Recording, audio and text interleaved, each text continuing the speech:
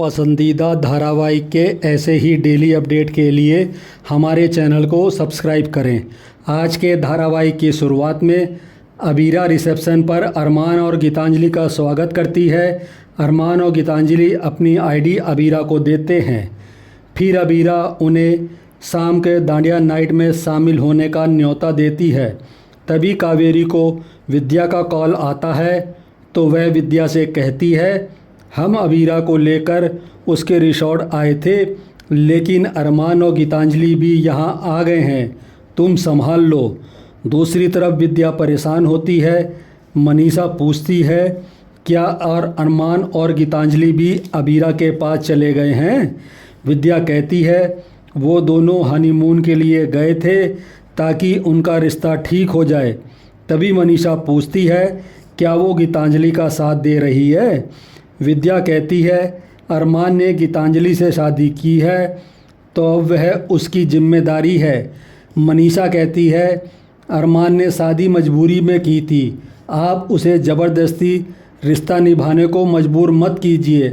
विद्या कहती है, मुझे अबीरा की भी चिंता है, इसलिए मैं उसके नाम की पूजा रखवा रही हूँ। मनीषा कहती है, आप गीतांजलि का साथ दे रही हो और अपना गिल्ट कम करने के लिए अबीरा के नाम की पूजा कर रही हो। मनीषा कहती है, अबीरा आपकी पहली प्राथमिकता होनी चाहिए, क्योंकि उसने आपके लिए जितना किया है उतना आपके लिए किसी ने भी नहीं किया है। वो सही मायनों में आपकी बेटी है। विद्या कहती है, अगर तुम बेटियों की इतनी वकालत कर रही हो तो अपनी बेटी को वापस घर क्यों नहीं बुलाती? क्यारा को तुम्हारी ज़रूरत है। मनीषा कहती है, क्यारा अपनी गलतियों की सज़ा भुगत रही है और अबीरा को इस बात की सज़ा मिल रही है कि उसने अपनी पूरी ज़िंदगी इस परिवार के लिए दे दी। विद्या कहती है, मैंने अरमान और अबीरा को एक करने की पूरी कोशिश की है, लेकिन ये किस्मत का फ़ैसला है।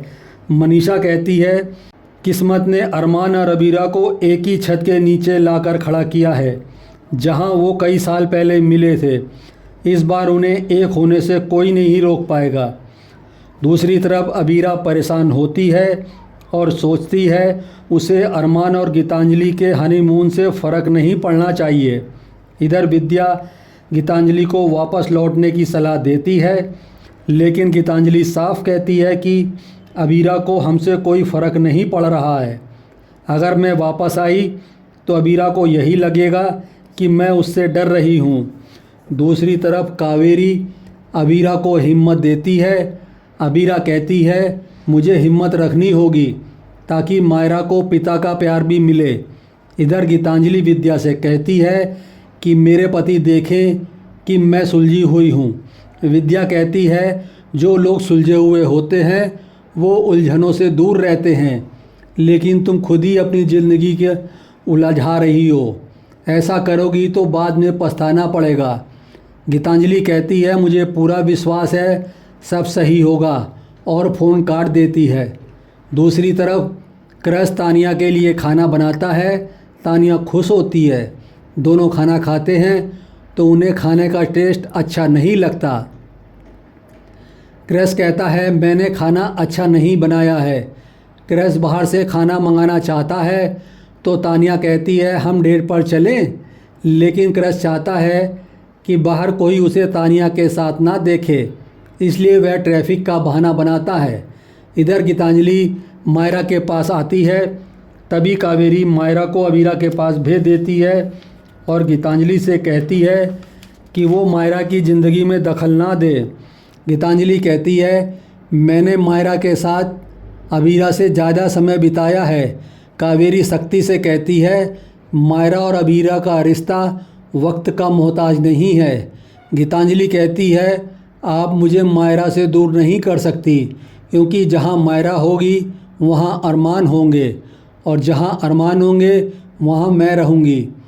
कावेरी कहती है, इस रेलगाड़ी की इंजन अबीरा है, मायरा वहीं जाएगी जहाँ उसकी माँ होगी। कावेरी गुस्से में कहती है, तुम हमारी वजह से पोद्दार हाउस में हो, वरना हम तुम्हारे पाँव से ज़मीन खींच लेते।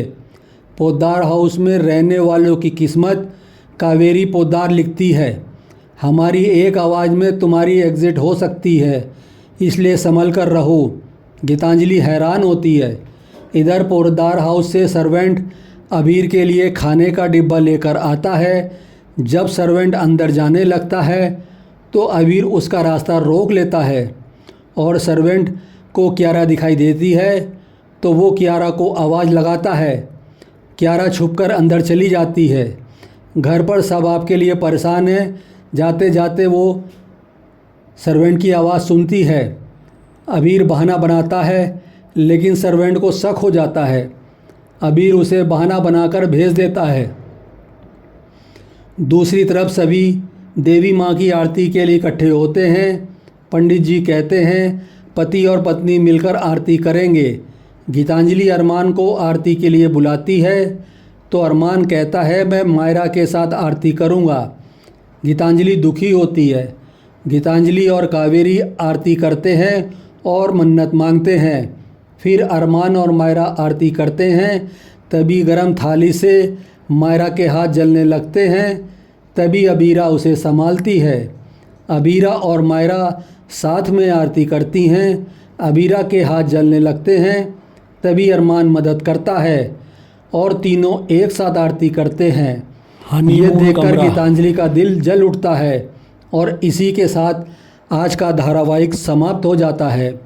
कल देखने को मिलेगा अबीरा गीतांजलि का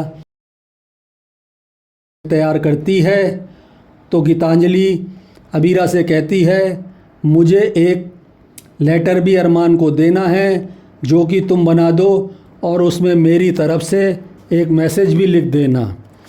फिर आज का एपिसोड आपको कैसा लगा हमें कमेंट करके ज़रूर बताएं। साथ ही ऐसे डेली अपडेट के लिए हमारे वीडियो को लाइक करें और चैनल को सब्सक्राइब ज़रूर करें।